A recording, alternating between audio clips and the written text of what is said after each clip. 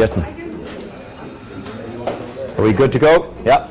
Okay, just on the homework, for Tort anyway, if you were to do homework, a question a week from the list I've given you in Tort, it's impossible for you to do the homework, do a question along with, as we're going through the course of the manual, because the thing about the Tort paper, and I don't know is it unique to your other exam, but certainly to Tort, every single problem question in particular is mixed up with a topic from the middle of the course, the end of the course, and halfway through the third part of the course, or whatever it is.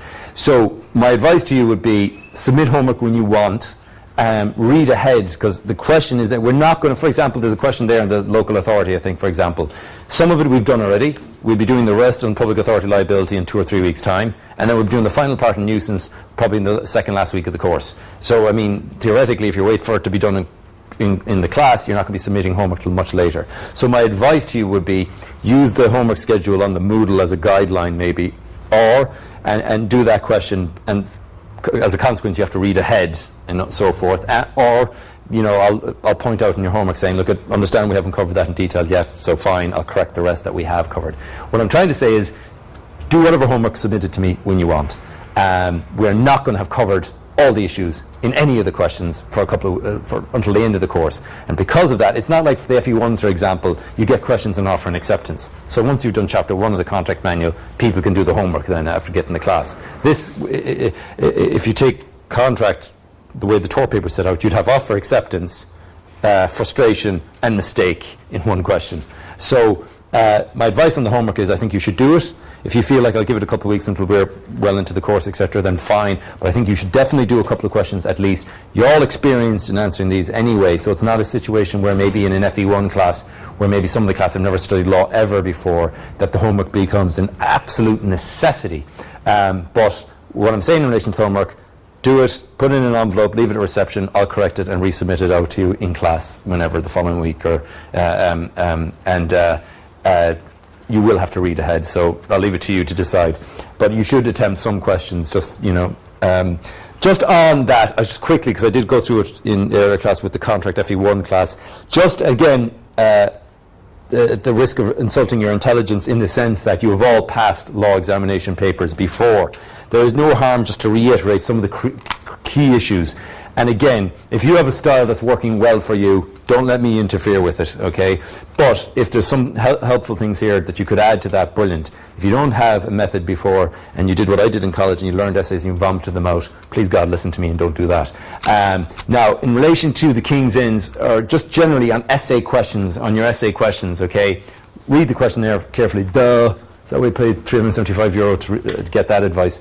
But when you're in that situation with 200 and 210 others, okay, there is a danger that you panic, and particularly with essay questions, and you know this yourselves, essay questions are great comfort to law students because you turn over the page and you say, I studied duty of care, and you look at the essay questions first, and then you say, duty of care, thank God I'm safe, I've got my topic, without actually reading what you're being asked to do in that essay question. And it frustrates the hell out of law students who write 15-page answers. And I remember, when I'm teaching LLB, etc., and they come into me and say, you only gave me 10 marks out of 25 for that brilliant essay question I wrote on, the duty of care, how could you be so cruel? And then I go through the page and say, you've written 15 pages here, brilliant, but to a question I never asked. And so 10 of these 15 pages are completely irrelevant, right, in terms of stating the law, but I never asked this for this. So you wrote 10 pages, which meant nothing, and then you got to the issue with 5 pages to go. Hence, you got 10 out of 25, etc. So read the questionnaire carefully. What I mean by that is, again, answer what is asked, but you will never get an essay question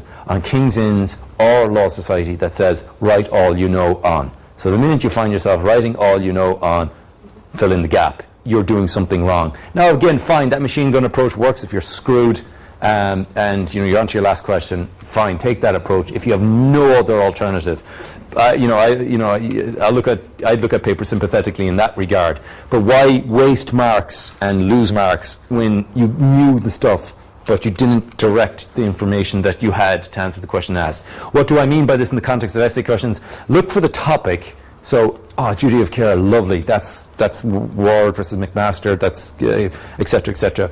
But also the action verb. So, for example, that essay question, the duty of care. The Irish courts endorsed departed from and reunited with the English course on the duty of care. That's not write all you know on the duty of care. That's discuss the development of the duty of care in light of their English counterparts, particularly focusing on when they were reunited, particularly focusing on when they departed, and focusing on when they reunited again. So in other words, any good essay question is going to have the topic, the key word that you flip over the page and look for and you see and you go, thank God, but is always going to have an action verb asking you what to do with that topic. And you have to answer the topic in light of the verb. So I know the danger is duty of care, I'm learning off my essay and I don't give a damn what the question is. Once I see duty of care, vomit. And there's my answer. Fine, that may get you a pass, certainly, but it doesn't give you extra marks that you could use maybe if you screw up on one of the questions later on, or if you want to score really highly. Nobody gives a damn scoring really highly in these, you just want to pass them. But, you know, just to make sure that you get that extra points in the bag out of your best question.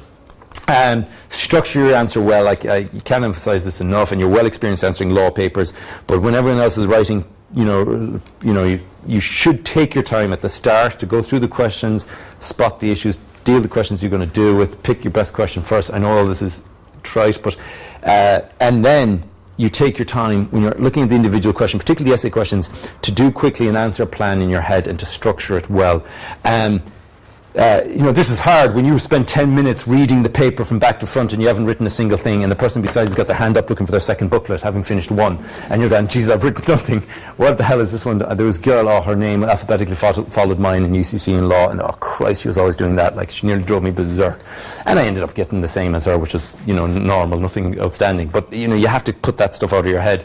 But in relation to structuring your answer well, I do think you'll pick up 2 to 3 marks per question on any law paper, which is 10, 15 marks depending. In relation to essay questions, obviously, again, you know this, introduction. If it's a problem question, I would have a short, punchy introduction. This problem question deals with the issues of offer and acceptance in deciding whether a formal contract should come into play between the parties. Don't use I, but the following issues will be dealt with, in reaching a conclusion whether a contract comes into existence. 4, 5, 6 lines, no more on a problem question. Essay question might be longer, and you might introduce what you're being asked to do. So you might set out in an essay question, I've been asked to do this. This is the way I'm going to tackle it. This is what I'm going to discuss, and these are the conclusions I'm going to reach or head towards. So your introduction, paragraphs. This is a general rule of English essay writing. I had a secondary school English teacher, God love her, she's still alive, she must be 96 now. She was a nun, she was about that high, Sister Pius. She was a psycho, but one thing I did learn from her was the importance of paragraphing in English essay writing. She'd call me up for my essay and she'd go, Corbett, you'd walk up and she'd throw it and you bend down to pick it up and she could hit you in the back of the head then because you're too tall for her even back then. But one thing she did beat into me was the beauty of paragraphing and the general rule that the perfect essay has 3 paragraphs. Now that doesn't mean you stop writing, oh Val told me to write 3 paragraphs, I have another 5 but I won't bother. But generally speaking, so you should be able to answer questions in 3 paragraphs or so. It might be 4 or 5, depends on the question. But paragraphing, nothing worse as an examiner, turning over a page and seeing 15 pages ahead of you and not a single white space anywhere, no paragraph anywhere. You will, believe me as an external examiner, and if you're correcting 200 of those scripts, you will take out the razor blade because it will drive you berserk. Okay, so to make the examiner your friend, have it paragraphed. It reads easier to see white spaces there. You'll go, oh, thank God. And also, it's a confidence thing because it tells the examiner this person is organized, confident and structured. Not only do they know their stuff, they've laid it out in an easily digestible manner.